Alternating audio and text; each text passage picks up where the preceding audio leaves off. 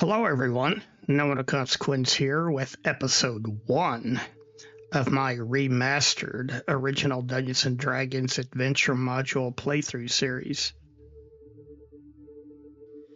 Before we begin, let's review the player character roster.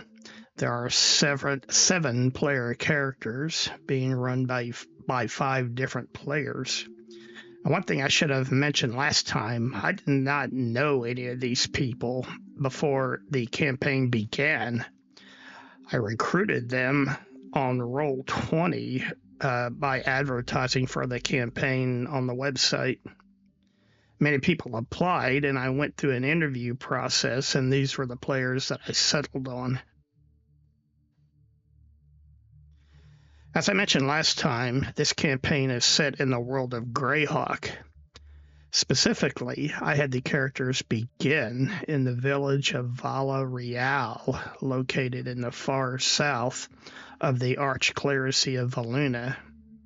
I do not know if that's how the town is supposed to be pronounced. That's just how I said it.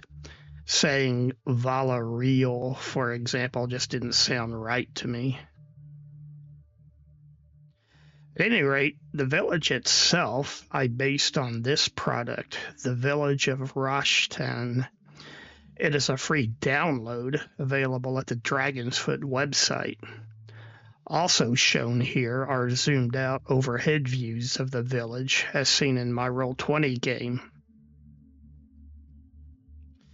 I also mentioned in the last video that I have only a few random screenshots for these earliest adventures.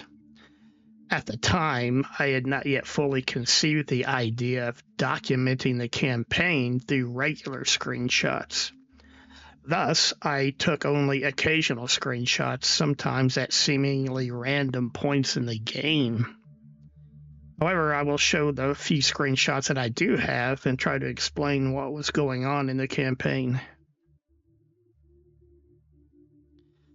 The very first prequel adventure I ran for the group was this one, called The Spider Farm. It is also available as a free download at the Dragon's Foot website, and I will now reveal a few spoilers about it.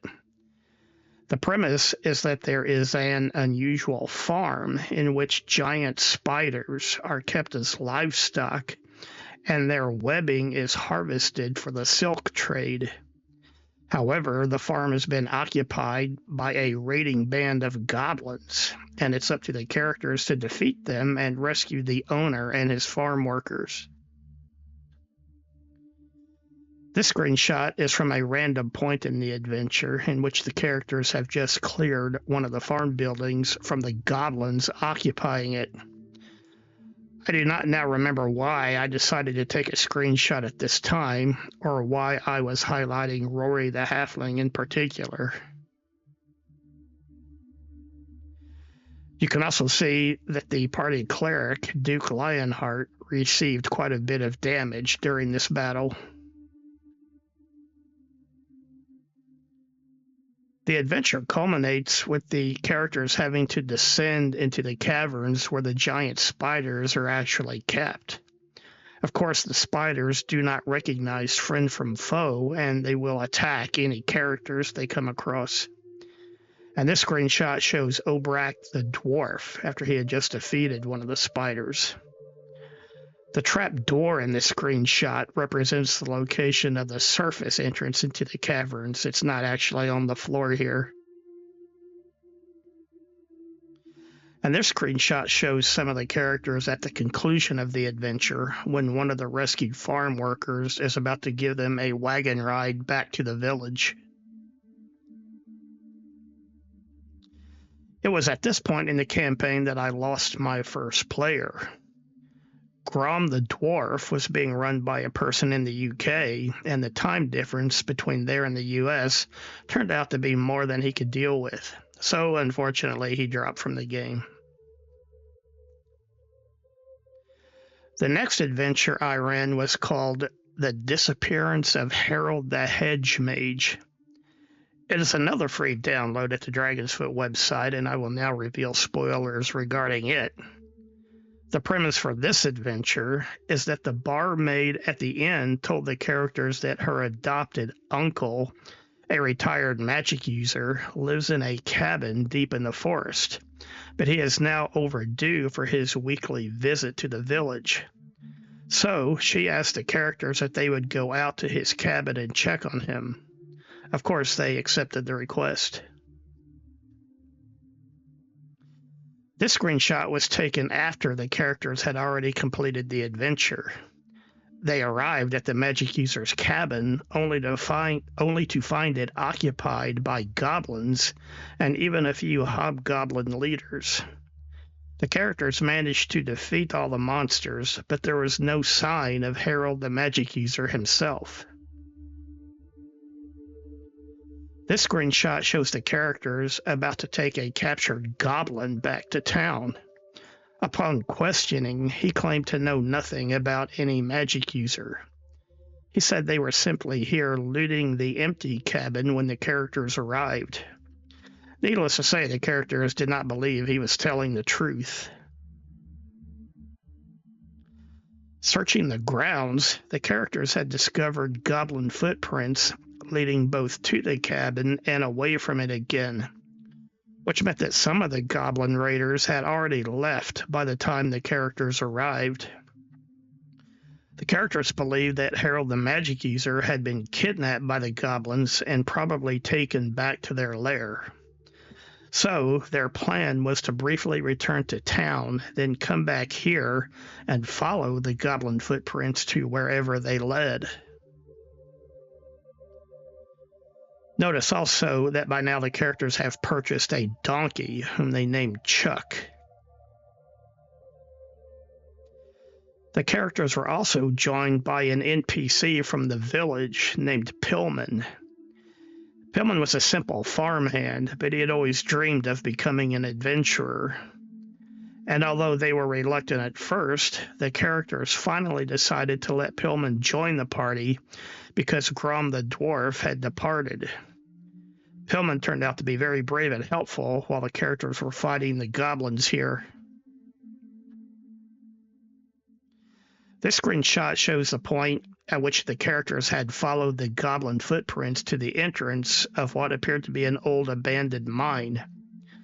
Again, remember that at this time I was still taking only random screenshots of the game. I was not yet fully documenting the campaign. And this screenshot shows when the characters had completely cleared out the old mine, defeating many goblins in the process. Unfortunately, their hobgoblin chieftain had escaped through a secondary entrance to the mine, riding a warg. However, the characters did get to loot the valuables he was forced to leave behind. Here, Rory the Halfling has brought Chuck the donkey and the character's cart around to load it up with the captured loot. Although the hobgoblin chieftain had escaped, the characters were able to follow his warg's tracks through the forest. Surprisingly, they led directly back to the village. It took a full day and night for the characters to walk back to the village. Once there, they learned from the villagers that the hobgoblin chieftain and his warg had come through the previous night. They said he came thundering down the village street well after midnight, ignoring everyone and everything. Instead, he went across town and straight to the shop pointed out here, called Istan's Extraordinary Elixirs. The hobgoblin chieftain placed Istan the potion maker on the warg's back behind him, and then rode off into the darkness following the southeastern road. So the characters went to Istan's now abandoned shop to search for clues. Going through his personal papers, they soon realized that Istan had actually been plotting with the goblins to help them conquer this village. As a reward, Istan would be named overlord of the village, serving under the great hobgoblin war chief who was behind all these attacks. The characters spent the night at the inn in order to rest and recover from their latest adventure. Unfortunately, they had to tell the barmaid that they still did not know what had become of her uncle, Harold the Magic User. They had found no trace of him in the goblin lair they had just finished clearing out. Next morning, the characters set off down the southeastern road, following the warg's tracks in order to pursue the hobgoblin chieftain and the traitor Istan. It was also at this point that the player of the character Duke Lionheart left the game. I do not now remember the reason why the player had to drop from the game, but since this character was the party's cleric and healer, he was taken over by the player running Rory Hearthfoot. And here begins the next adventure in the series, The Hunt for Istan. It is another free download at the Dragon's Foot website, and again, I'm about to reveal spoilers for it.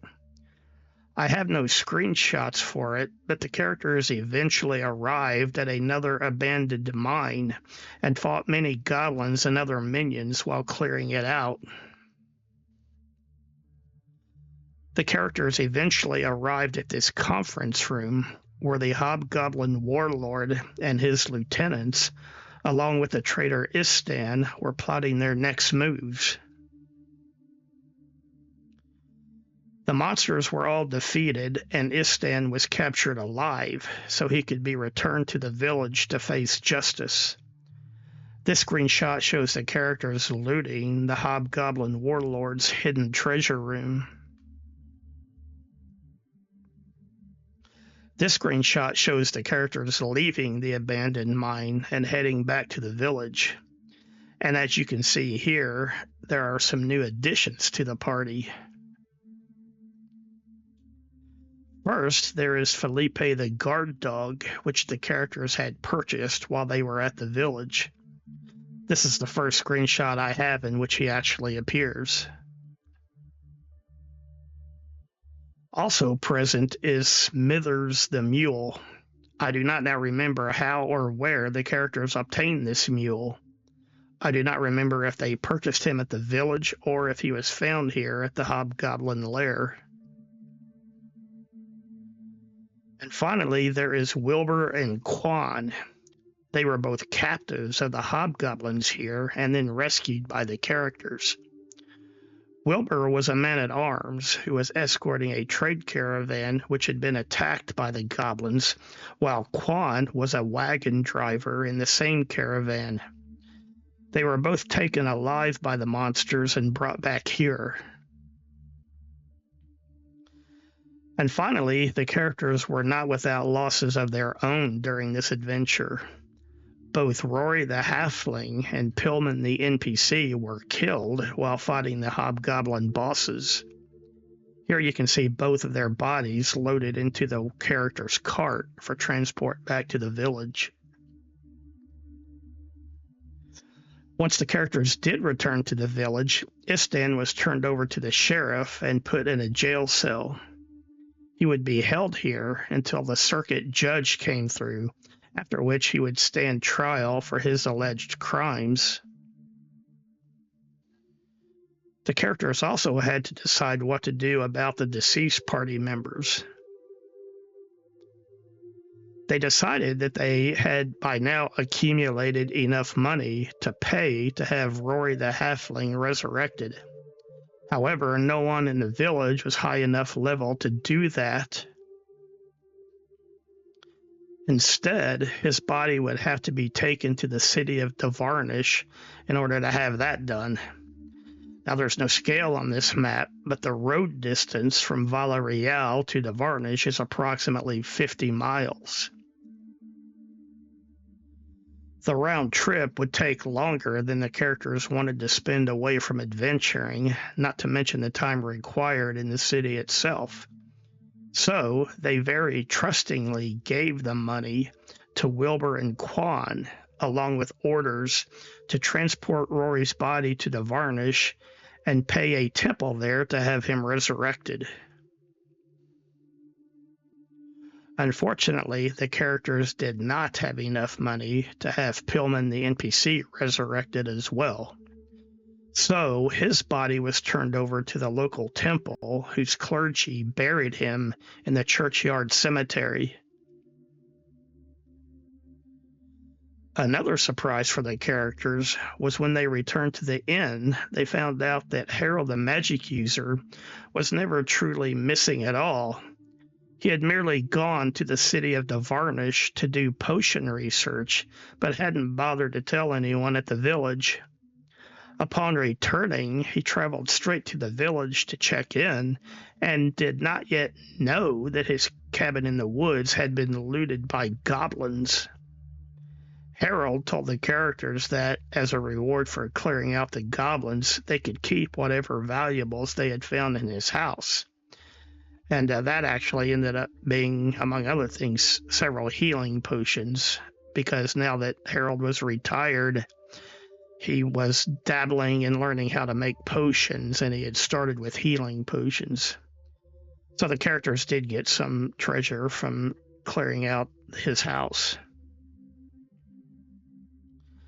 The characters now learned of a farm family who regularly came to the village to sell their produce.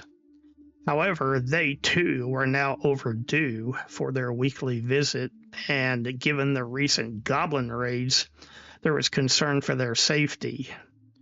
So the characters agreed to travel out to the remote farmstead and check on things. This adventure was based off this published product, The Vile Worm, which I had purchased from ttrpg. It disappeared from that site for several years, but a revised version is available once again. However, it has been rewritten as a Pathfinder adventure. At any rate, after traveling a half day or so, the characters arrived at the farmstead only to find it abandoned. The cabin door was standing open, and upon closer examination, the characters found signs of a violent struggle inside. The farm animals were unharmed, but had clearly not been fed or watered recently, and they were begging the characters for relief. So Thorol brought them hay from the barn and refilled their water trough. As I mentioned a moment ago, there was no sign of the farm family itself, but fortunately there were once again clear footprints and even a faint blood trail on the forest floor for the characters to follow. The trail led deep into the forest, and the characters had to camp out overnight.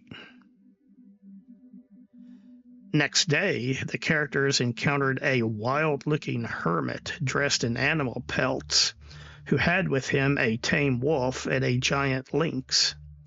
He said he knew nothing about the missing farm family, but he agreed to join the characters and help them search. He said he had been living in this forest for years, and he did not want anything evil to gain a foothold. Later that same day, the trail finally led to a huge ancient oak tree with a hollow trunk. The interior of the trunk was obviously being used as a living space, but no one was currently present. While searching the place, the characters discovered a trap door concealed by dirt and fallen leaves. What followed was that the characters found under the trapdoor a chamber where the farmer's wife and his son were being held in a cage. I have no actual screenshot from that game session, but here is the Roll20 battle map of the room itself. In the center of the chamber is a well-like structure, and the wife told the characters that green tentacles had come up out of the well, seized her husband the farmer, and dragged him down into it. She also told the characters that their captor was a wild-looking woodsman dressed in animal pelts, and that he had a pet wolf and a lynx with him. Obviously, they were describing the hermit whom the characters had met on the trail. When the characters first arrived here, the hermit had said he would stand watch outside while the characters explored this place. There was nothing they could do about him right now, so the characters decided to keep exploring and see if they could find the farmer. Feeding a rope down the well, the characters climbed down and found themselves on a rock ledge in a natural cave chamber. However, the floor nearby sloped steeply down with a sinkhole in the center of the room. Staking another rope in the stone floor, the characters climbed down the slope and onward down into the sinkhole. At the bottom of the sinkhole, the characters found another small chamber which contained many bones and also the unconscious body of the missing farmer. While the characters were reviving him, a carrion crawler climbed up out of the smaller sinkhole in the floor nearby and attacked the party. I do not have any screenshots, but it was a tough battle. Obrak the dwarf was paralyzed by the monster and nearly dragged back down into the sinkhole. However, the other characters managed to defeat the creature during the last possible combat round, thus saving Obrak's life. Back outside, the hermit and his pets immediately attacked the characters when they emerged from the hollow tree trunk. Even the branches of the giant oak tree suddenly animated and began attacking them. The characters correctly deduced that the sentient tree was the real evil entity behind everything, and they used oil flasks to set the hollow trunk on fire. Once they did so, the tree's evil influence over the hermit was removed, and he regained his normal senses. It turned out that the hermit was not evil at all. Instead, he had been expelled by the sentient oak tree and made to bring it victims. Now that he had regained his senses, the hermit guided the characters and the farm family back to their homestead. He also promised to warn them of any new dangers he discovered in the forest, including roaming bands of goblins. And with that, the characters decided to return to the village and report all that had happened out here. Back at the village, the characters learned that while they were gone, the traveling circuit court had arrived and the traitor Istan was put on trial for his crimes. He was found guilty primarily due to his own written records, which the characters had found in his home. Istan was then transferred to a prison wagon so he could be taken back to the city of Navarnish for execution.